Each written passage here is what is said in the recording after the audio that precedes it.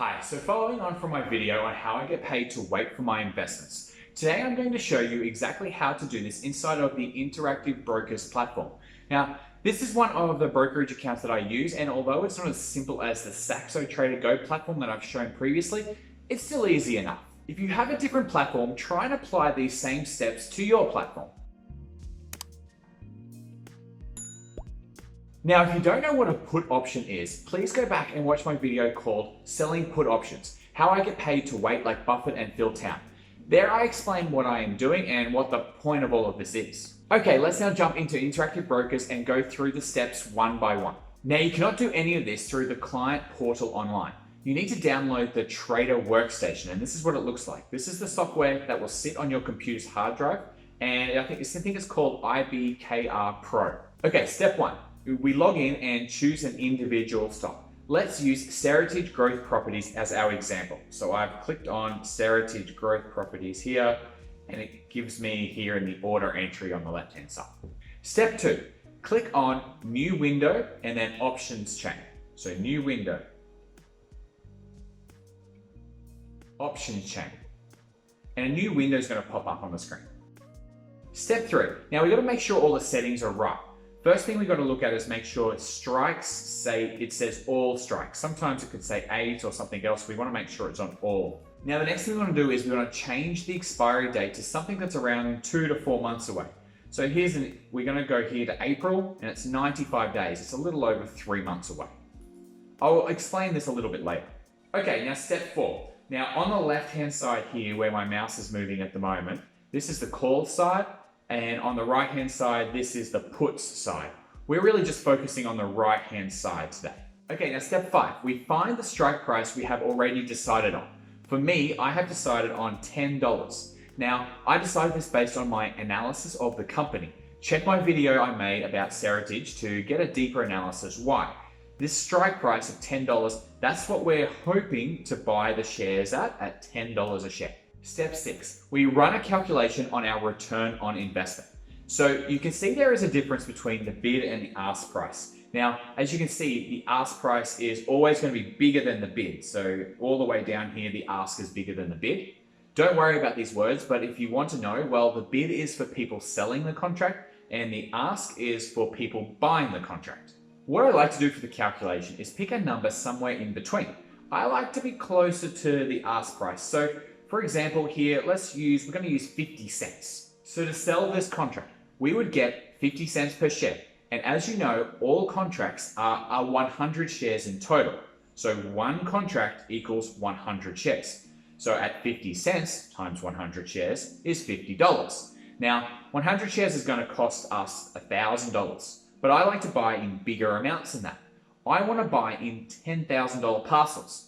So we're actually going to need 10 of these contracts in total, which will equal 1,000 shares. $50 was one contract times 10 contracts equals $500. So $500 is the profit we make from this contract. Now don't forget that if the price falls to $10 over these 95 days, well, we need to have the cash to buy 1,000 shares at $10 each. That's $10,000 of cash we must keep just in case. So to decide how much we are getting as a return on investment, we type into the calculator $500, which is what we're going to make, divided by the amount we need to spend, which is 10,000, which gives us 0.05 times 100, and that'll be a percentage of 5% return in these 95 days. Now, to calculate that as an annualized rate, we go to this website. So we enter the information, so we have 95 days, and the return was going to be 5% over that time, and we have to annualize it. So this calculator will do it for us, which is lovely. Tells us it's about 20%. Now, I like to see anything over an annualized rate of 8% because it is free money. We are getting paid to wait. Above 8% is a good return. I strongly recommend going back to the previous episode and watching it because I explain the risks and everything else you need to know. Now let's compare this with the February options. So we go change the date to February, which is 39 days away. And for our strike price at $10, well, it looks like it's going to be about 10 cents. Okay, so let's calculate the 10 with 10 cents. So we have 10 cents, well, we got to times that by 10 because we're obviously going to buy 10 contracts. So that's $100. Now, look, $100 is really not worth our time. There's going to be fees involved here, and just to get $100, look, I don't think it's worthwhile. I don't like having my fees eat into my principal too much. I normally try to keep it at least a minimum of $300 that I'm getting as the premium. So I would just ignore this completely. $100 isn't worth my time. Let's just keep it to the $500. Okay, so the 20% annualized rate is a good deal for April. I want to buy Seritage shares at $10, and I'll be really happy if this happens. I might as well get paid $500 as well. Maybe in 95 days, I can do it again and get paid again. All right, so make sure we have the right dates and the right strike price. And to sell the contract, we click on the bid number. So here's, make sure I got the right strike, the right date, and I click on the bid just here. Now what's gonna happen is I have an order entry over here. And I just gotta make sure it says put, which it does right here. So that's good, we're in the right place. This area here, this is actually just called the trade box. So now the settings that we need, we want to make sure we are selling, okay? The quantity is, I actually want 10. Now the reason I want 10 is because remember they come in 100 shares at a time and I want 1,000 shares. You can make this higher or lower, whatever you like. I'm using 10 because I want to spend $10,000. Okay, LMT is what we need. It was a limit, and then the limit price. So we're going to change that. We want that to 50 cents. And we don't want it to last just one day. We want this order to go until I cancel the order. Okay, now just double check everything's correct. We're selling a put option, yes. Quantity, it's a limit, it's 50 cents. Great, great. Okay, I can press submit now.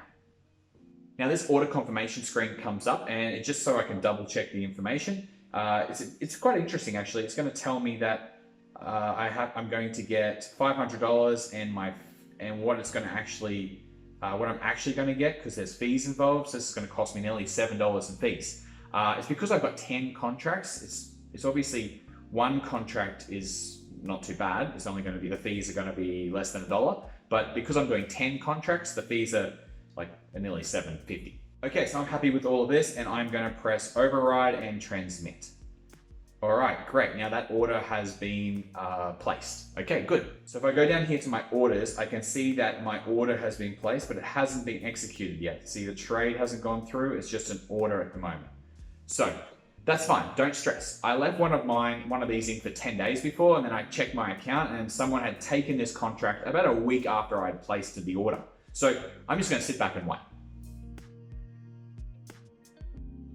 Okay, so what I've put together here is a list of some of the companies that I'm watching and the put option prices that they have. This is the premiums that I would receive. Now remember, this is the premium that I would receive for the price that I'm happy to wait for. So I write down the strike price that I've already got from my wish list, and that buy price that I want, well, it's called the strike price. So I've got that strike price here in this column, in the second column. I then go and get the put options prices just like I did in the example earlier.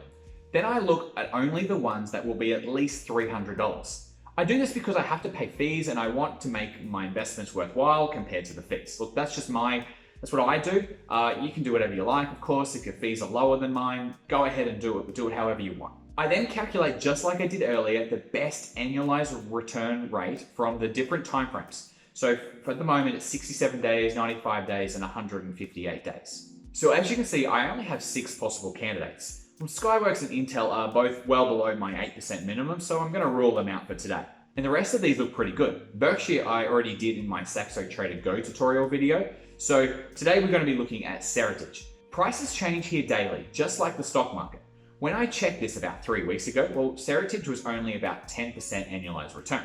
But the stock price has pulled back quite a lot since then, therefore it is getting closer to the strike price. And since it is getting closer to the strike price, well, the premiums are going up, which is good news. But at the same time, as we get closer to the expiration date, the rates are getting lower. That's why we calculate the annualized return on investment, so we can compare apples to apples. And as you can see, we're going to get a 20% return from selling a put option for Seritage, and we're just waiting for the price that I want to pay anyway. So we're getting the $500 premium. We have to wait 95 days. Maybe it happens, maybe it doesn't. I'm getting 20% on my money. And there you go, that's how it's done. Hit the like button if this helped you, subscribe to my channel so you don't miss future videos, and I will see you next time.